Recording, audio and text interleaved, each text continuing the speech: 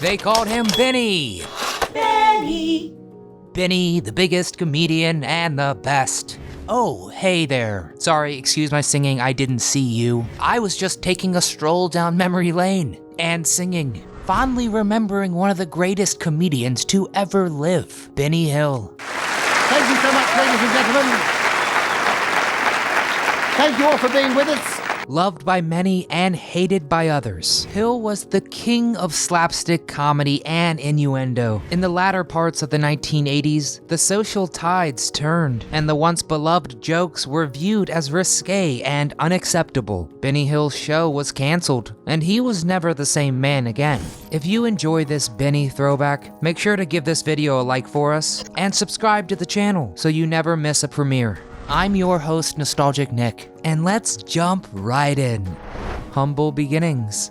At the start of his career, Benny Hill, hard to believe, suffered from extreme stage fright. His voice was quiet, and he had problems projecting. That's hard to imagine. Benny Hill grew up in Southampton, England, in the late 1920s and 30s. His parents and classmates lovingly remembered him as, of course, the class clown. As Benny Hill said, quote, "Do unto others, then run." Can't you just imagine the kind of mischief he caused for his poor teachers? Ultimately, Benny dropped out of school as a teenager to move to London. He had aspirations of becoming a comedian, but he had to work odd jobs first, eventually working for a theater company. Hill joined the British Army in 1942, working as a mechanic during World War II. He even served as a truck driver and searchlight operator in Normandy, and Hill made sure to entertain his fellow troops in variety shows, adopting the name Benny Hill, his tribute to Jack. Before the end of World War II, he was transferred to the Combined Services Entertainment Division because he was so good at making people laugh.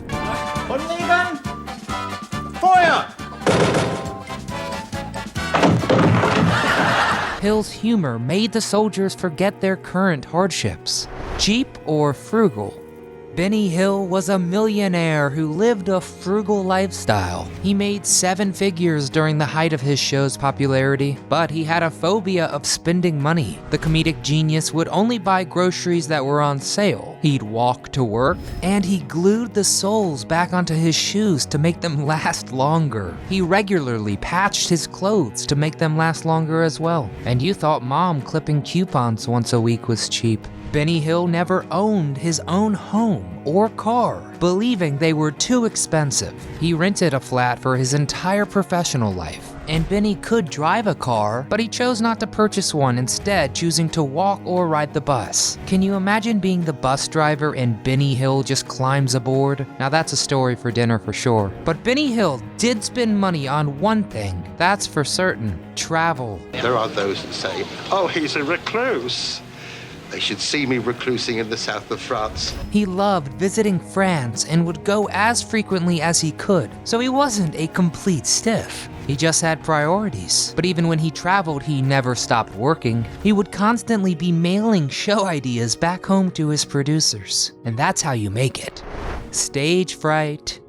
Benny Hill first started acting on the stage when he moved to London, but he did not enjoy it and had a hard time connecting with a live audience. He then moved into the world of radio and had more success. Eventually, this led him to television. His first TV appearance was on Hi There, and immediately audiences were won over by his amazing comedic timing. Hill's next venture was writing and producing his very own television show. Benny Hill, the man who originally suffered from stage fright, was ready to share his comedic genius with the world. What is the idea of coming home at 4 o'clock this morning? There was nowhere else to go! He only spent 7 weeks on the scripts for The Benny Hill Show before pitching the idea, and of course the producers loved it and offered him a deal on the spot. The Benny Hill Show aired in over 100 countries between 1955 and 1989. Hill was known for combining multiple styles in a revolutionary way. He used vaudeville, comedy, musical numbers, Hi, everybody. Tonight I thought and so much more in his show. The Benny Hill Show began airing in America in the 1970s and further projected Hill to stardom. The show had been popular in Europe, but it grew immensely in America. Benny Hill idolized Charlie Chaplin and was thrilled to find out that Chaplin liked his work. Hill was awarded the Charlie Chaplin International Award for Comedy in 1991 and was invited to visit Chaplin in his family home. In addition to his television success, Benny also appeared in some movies. For example, he was the toy maker in the blockbuster hit Chitty Chitty Bang Bang in 1968. He also had a few songs that performed well on the UK singles chart. His songs were hilarious, and people loved them. The song Ernie, that I was embarrassingly singing at the top of the tour. Now, Ernie hit #1 on the charts. He drove the fastest milk cart in the West. And it was about the fastest milkman in the West. Absolutely genius. Self-image issues. Benny Hill struggled with self-worth issues. Friends claim that at times Benny Hill was lonely, depressed, and felt unattractive. The comedic star confided to his friend Sarah Kemp that he felt unattractive to women and that he wasn't lovable. Hill had proposed to 3 women in his lifetime and was rejected by all 3 of them.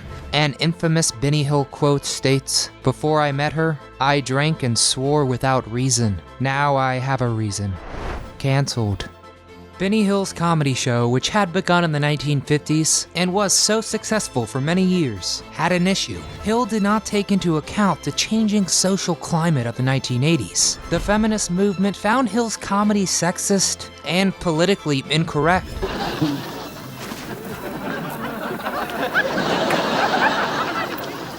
Benny Hill didn't understand why people's opinion of his shows had changed so rapidly, because he hadn't changed the formula for his show, saying, quote, "I'm not against half-naked girls, not as often as I'd like to be." Maybe that was the issue, Benny. And Hill was informed that his show would be canceled in June 1989. John Howard Davies cited claims that the show wasn't performing well anymore, and that the production costs were just too high. Benny Hill was devastated, and his health slowly began to decline.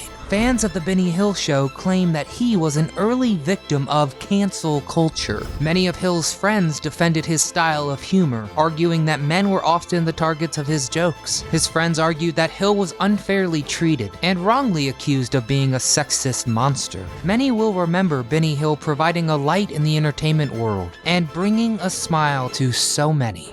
Death by a broken heart.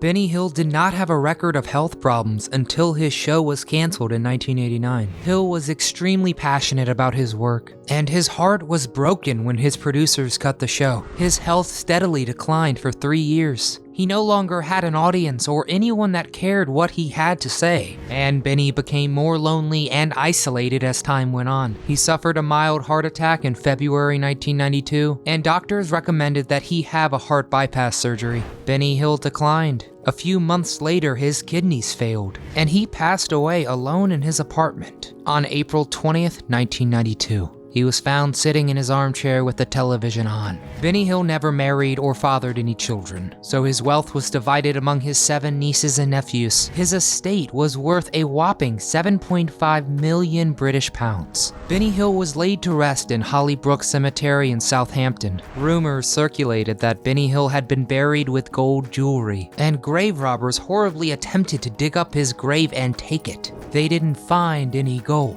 Joke's on them. Benny Hill left behind a formidable legacy. Countless people loved his sense of humor and remember him fondly. Then you do have the other side. You have people who found his sense of humor crude and risque. But no matter your opinion on the comedian, one thing will remain. Benny Hill brought laughter to this world, and the world was brighter because of him.